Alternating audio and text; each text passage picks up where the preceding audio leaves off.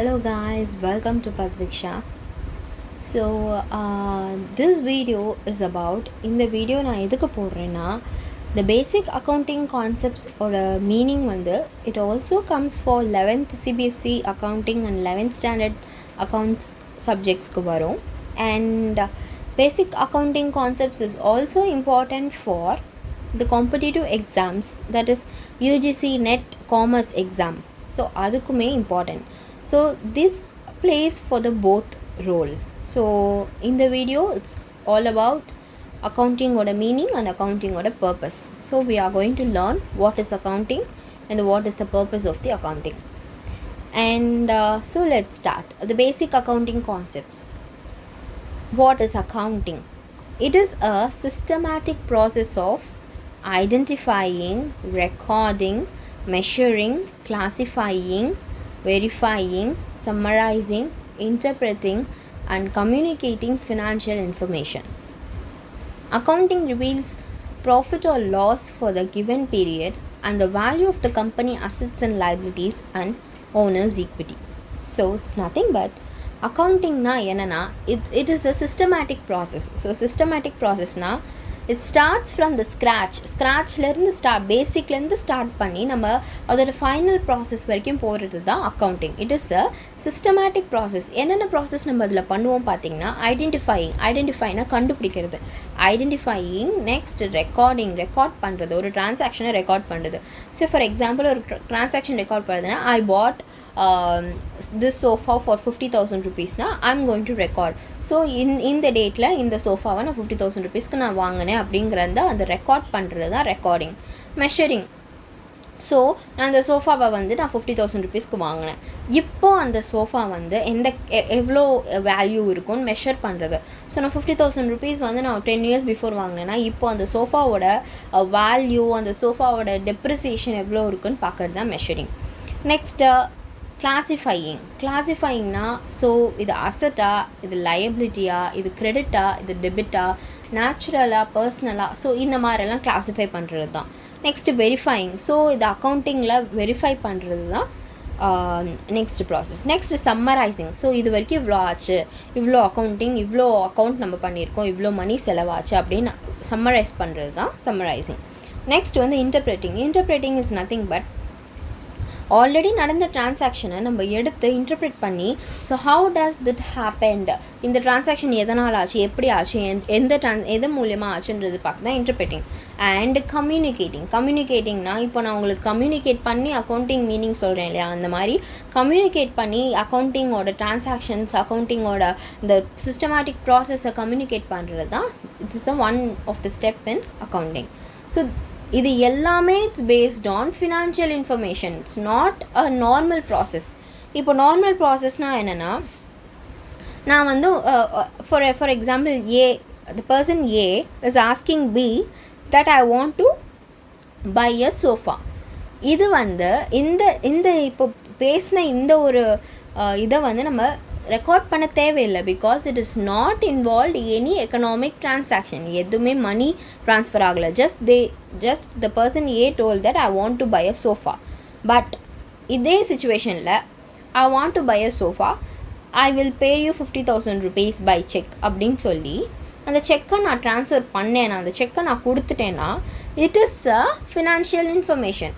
So என்கிட்டேருந்து, என் பாக்கெட்லேருந்து the money went out to another person for a transaction, ஒரு சேல், ஒரு பர்ச்சேஸ்க்காக அந்த மணி என்கிட்டேருந்து போயிருக்குன்னா that is a financial information. So இந்த இன்ஃபர்மேஷனை நான் ரெக்கார்ட் பண்ணுவேன். எப்படின்னு ரெக்கார்ட் பண்ணுவேன்? The person A and person B. Person A wants to buy a sofa. So person A wants to buy a sofa from person B. So person A வந்து என்ன சொல்கிறாங்கன்னா, I want to buy a sofa from the person B by the transaction through the check of 50,000 rupees. So அந்த மாதிரி நான் டிரான்சாக்ஷனை எப்படி one by ஒன்னாக நான் record பண்ணுவேன். அதுக்கு பேர் தான் financial information recording. So financial இன்ஃபர்மேஷனை ரெக்கார்ட் பண்ணுறது தான் அக்கௌண்டிங். ஸோ நெக்ஸ்ட் என்னென்னா, accounting reveals profit or loss for the given period and the value of companies assets and liabilities and owners equity. So இவ்வளோ நேரம் வந்து just we are talking about the person A and person B. If it is said to be company A and company பின்னா நினச்சி பாருங்கள். Accounting reveals about the profit and loss for the given period. So ஒரு company எடுத்தால் the company runs for the earnings and for the profit. The company runs for the earnings and for the profit. ஒரு கோலோட company நடத்துகிறாங்கன்னா அந்த கோல் என்னவா இருக்கும்னா ஏர்னிங்ஸாக இருக்கும். Money earn பண்ணணும், income earn பண்ணணும். Or else for the profit. For the ப்ராஃபிட்டோட meaning என்னென்னு ஆல்ரெடி வேறு வீடியோஸில் I've given. I'll attach that video in the description box and I'll tell you just about the profit and loss. Profit is nothing but I am investing 50,000 rupees. நான் வந்து 50,000 rupees ஒரு கம்பெனியில் invest பண்ணி அந்த company ஆரம்பிச்சிருக்கேன்னா அந்த 50,000 rupees போட்டு company நடந்து 1 இயரில் எனக்கு ஒரு ஒரு ஒரு சேல்ஸ் எல்லாம் நடந்து எல்லாமே முடிஞ்சு என் கையில் வந்து 70,000 rupees இருக்குது. 50,000 rupees போட்டேன், பட் மொத்தமாக சேர்த்து எனக்கு 70,000 rupees இருக்குது. அப்போ என்ன ஆகுனா 70,000 மைனஸ் 50,000. ஏன்னா 50,000 நான் போட்டுட்டேன், 70,000 என்கிட்ட இருக்குது, 50,000 நான் ஆல்ரெடி போட்டேன். நான் அதை மைனஸ் பண்ணிட்டா 20,000 rupees எனக்கு இங்கே profit. Because 70 minus 50 is 20 and the 20,000 rupees எனக்கு இங்கே ப்ராஃபிட். ஏன்னா நான் போட்ட மணியை விட எக்ஸ்ட்ராவாக 20,000 எனக்கு வந்திருக்கு. இதே சுச்சுவேஷனில் 50,000 rupees நான் போட்டிருக்கேன், பட் என்கிட்ட இப்போது கடைசியில் at the end of the 1 year என்கிட்ட 40,000 rupees தான் இருக்குது. 40,000 rupees இருக்குன்னா என்ன அர்த்தம்னா 50,000 நான் போட்டேன், எனக்கு அகெயின் வந்தது 40,000, பட் ஆனால் இங்கே 10,000 எனக்கு லாஸ். நான் போட்டு 50,000ல் அந்த 10,000 எனக்கு வரவே இல்லை. ஸோ 40,000 தான் வந்தது, 10,000 எனக்கு loss. So this is profit and loss. And வந்து அக்கௌண்டிங் என்னென்ன அக்கௌண்ட்ஸ் வந்து அக்கௌண்டிங் பண்ணுறதுனால என்னென்ன கிடைக்கும்னா ப்ராஃபிட் அண்ட் லாஸ், ஒரு கம்பெனியோட ப்ராஃபிட் அண்ட் லாஸ் கண்டுபிடிக்கலாம். நெக்ஸ்ட் வந்து value of a companies assets. So கம்பெனியில் எவ்வளோ அசெட் இருக்குது, எதெல்லாம் அசையும் அசெட், எதெல்லாம் அசையா அசெட் அப்படின்னு பார்க்குறது. நெக்ஸ்ட் வந்து லைபிலிட்டிஸ், நான் எவ்வளோ வெளியாள்கிட்டேருந்து எக்ஸ்டர்னல் லைபிலிட்டிஸ், எக்ஸ்டர்னலாக நான் எவ்வளோ வாங்கியிருக்கேன், இன்டர்னலாக எவ்வளோ வாங்கியிருக்கேன், அண்ட் எவ்வளோ கம்பெனியில் ஷேர்ஸ் விற்றுருக்கேன். Owners equities nothing but shares, நான் எவ்வளோ போட்டேன், நான் எவ்வளோ ஷேர்ஸ் விற்று அதில் எவ்வளோ எனக்கு ஷேர் ஹோல்டர்ஸ் இருக்காங்க, இதெல்லாம் கண்டுபிடிக்கிறது தான் அக்கௌண்டிங். ஸோ அக்கௌண்டிங்கில் இதெல்லாம் தான் பார்ப்போம். Companies assets and liabilities, owners equity, profit and loss. இது வந்து நம்ம பார்க்க போகிற ஃபுல் அக்கௌண்ட்ஸோட நார்மல் சிம்பிள் லிஸ்ட் இது தான். ஸோ இப்போ நம்ம வந்து வாட் இஸ் அக்கௌண்டிங் பார்த்தோம், அண்ட் அக்கௌண்டிங் என்ன ரிவீல் பண்ணும், அக்கௌண்டிங் பண்ணுறதுனால என்ன பர்பஸ் அப்படிங்கிறத பார்த்தோம். ஸோ இப்போ நம்ம இந்த மீனிங் பார்த்தோம், அக்கௌண்ட்ஸ் பண்ணுறதுனால என்ன நம்மளுக்கு யூஸ்ன்றது பார்த்தோம். நம்மளுக்கு அக்கௌண்ட்ஸ் பண்ணுறதுனால we have another option, another purpose also. So let's discuss about that. அந்த என்ன ஆப்ஷன்னா, the purpose of accounting is to accumulate and report on financial information about the performance, financial position and cash flows of a business.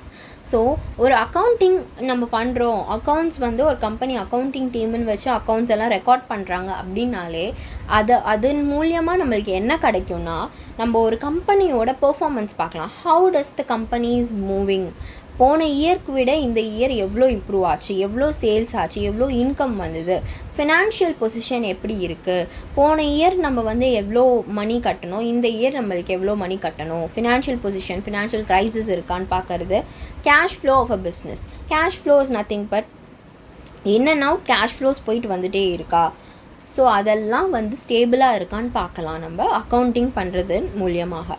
Next இந்த மாதிரி இன்ஃபர்மேஷன்லாம் வச்சு, இந்த cash flow, financial position, performance of a பிஸ்னஸ்லாம் இந்த மாதிரி இன்ஃபர்மேஷன்லாம் வச்சு நம்ம என்ன பண்ணலாம் அப்படின்னா, இந்த மாதிரி இன்ஃபர்மேஷன் வச்சுட்டு the company this information is used by the company to reach decisions about how to manage the business. So இப்போது இந்த சிச்சுவேஷன் இருக்குது, company is in crisis, the money கம்பெனியோட பெர்ஃபார்மன்ஸ் வந்து ஃபினான்ஷியல் க்ரைசிஸில் இருக்குதுன்னு நம்மளுக்கு தெரிய வந்ததுன்னா, இப்போது என்ன டெசிஷன் எடுக்கணும், இப்போது என்ன ப்ராப்ளம் இருக்குது, இப்போது சடனாக இமீடியட்டாக டெசிஷன் எடுக்கணும்னா, so we will see on to it. So அப்போ நம்ம இப்போ இந்த மாதிரி இருக்கிற சிச்சுவேஷனில் நம்ம டெசிஷன் எடுக்கிறதுக்கு சான்சஸ் இருக்குது. நெக்ஸ்ட் என்னென்னு பார்த்தீங்கன்னா, அப்புறம் இந்த மாதிரி சிச்சுவேஷனில் நம்ம இன்வெஸ்ட் பண்ணலாமா, ஸோ இப்போ க்ரைசிஸில் இருக்கும்போது இன்வெஸ்ட் பண்ணலாமா, இப்போ நம்மளுக்கு நல்ல மணி இருக்குது, ஃப்ளோ நல்லா இருக்குன்னா இன்வெஸ்ட் பண்ணலாமா, ஸோ அப்படி டெசிஷன் எடுக்கலாம். Or else to lend, so நம்மக்கிட்டேருந்து வந்து கிரெடிட்டாஸ் அண்ட் டெட்டாஸ், ஸோ நம்ம டெட்டாஸாக இருக்கும்போது நம்மக்கிட்டேருந்து மணி வாங்கினவங்க இருப்பாங்க பார்த்தீங்களா, ஸோ அவங்க தான் வந்து நம்மளுக்கு கிரெடிட்டாஸ் டெட்டாஸ். ஸோ நம்ம டெட்டாஸாக இருக்கும்போது நம்ம கிரெடிட்டாஸாக இருக்கும்போது அவங்க டெட்டாஸாக இருப்பாங்க. ஸோ ஃபார் எக்ஸாம்பிள் நான் வந்து ABC company and the opposite company is XYZ. So நான் வந்து என்னென்னா I am giving money to the XYZ கம்பெனினா, ஸோ நான் வந்து I will be the creditor for XYZ company and XYZ company will be debtors for ABC company. இப்போ உங்களுக்கு debtors and கிரெடிட்டார்ஸுமே என்ன meaning புரிஞ்சிருக்கும். So these are the basic meanings of accounting, and in next videos we'll be learning about basic principles of accounting, basic concept accounting conventions. So adala enna next videos la paakalam. Until then, bye.